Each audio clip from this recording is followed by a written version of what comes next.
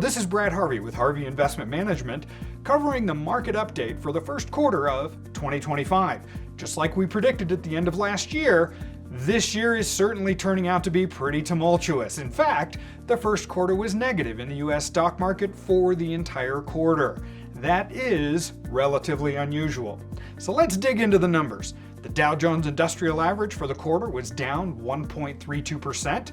The S&P 500 was down 4.62%, and the NASDAQ 100, remember that's tech-laden, was down 8.28%. Keep in mind, just in March, the NASDAQ 100 was down more than 10%. Certainly a lot of volatility there. The Russell 3000, which is all cap, down 5% year-to-date, and small caps down 9.79, certainly the worst of those major indexes. On a bright note, non-US large caps, the foreign index, up 8.09%, and small foreign emerging markets up 4.47.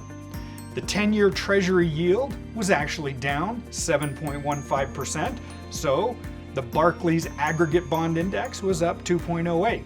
Those two things tend to go together.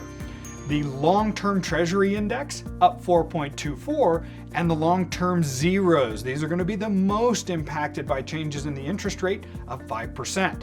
So certainly fixed income had a pretty good first quarter, as well as non-US.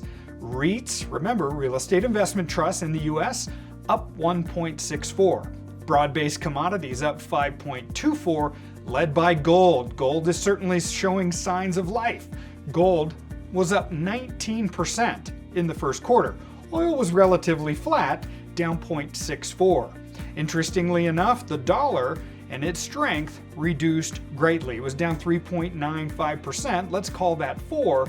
That certainly would drive why the foreign markets had a relatively good quarter compared to US investments. What does all of this mean? It means that we're heading into a period of even more volatility. Keep in mind the stronger period in the markets normally is from November the 1st to May the 1st. Well, this certainly has been a weak period, so it seems to be an exception to that general rule.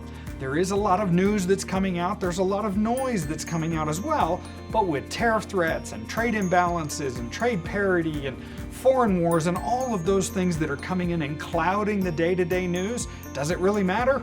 Not as much. What we really care about are earnings. And our companies, a lot of companies in the US have started to revise their earnings and revenue projections down a little lower. Is it because of inflation? Is it because of activities by our government?